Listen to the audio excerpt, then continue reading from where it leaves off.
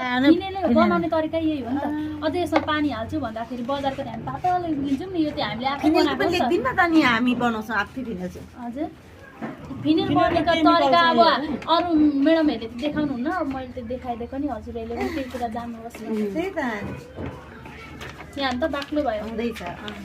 Phenyl बनाउने chemical चाहिँ नुन रहेछ, नुन होइन, सेन्ट चाहिँ चाहियो। कास्टिक सोडा, मिठाको झोल पकाएको त्यही चाहियो अनि नुन। बेकिङ सोडा सातो झोल। अघि जस्तो तातुलो चाहिँ छैन। अघि सामान मिक्स छैन त्यही त हामीले 9 चम्ची हाल्यौँ है। 14 लिटरमा 15 लिटर हो। 15 लिटरमा 9 चम्ची नुन।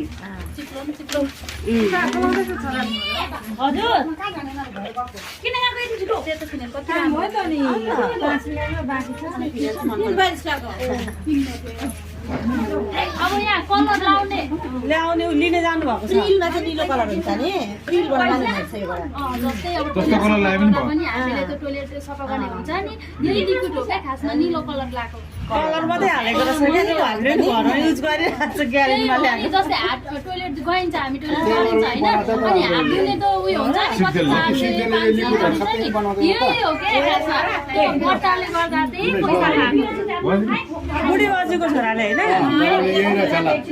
हाम्रो फिनेलको छोराले नि बनाउँछ नि त्यस्तै कति फाइदा हुन्छ त्यो त्यस्तो।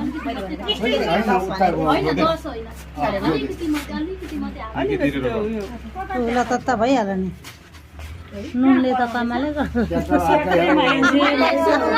नुनले कमाले गर्छ भन्नुभयो नि होइन, फेरि पछिको खण्डमा गएर नुन फेरि सबै दिन नहाल्नु नि, फेरि धेरै हाल्नु हुँदैन।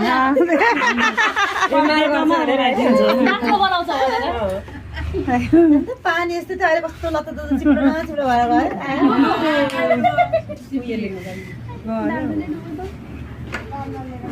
डुब्छ भनेर लामामा आएको यो लु हालौँ त अब।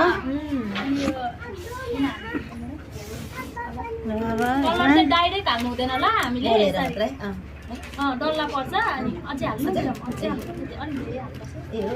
कलर बस्दैन। यस्तो यो कलर हाल्छ, यो अबिर छ नि, अबिर हालेर चाहिँ लुगामा होइन अलिकति हाल्नु।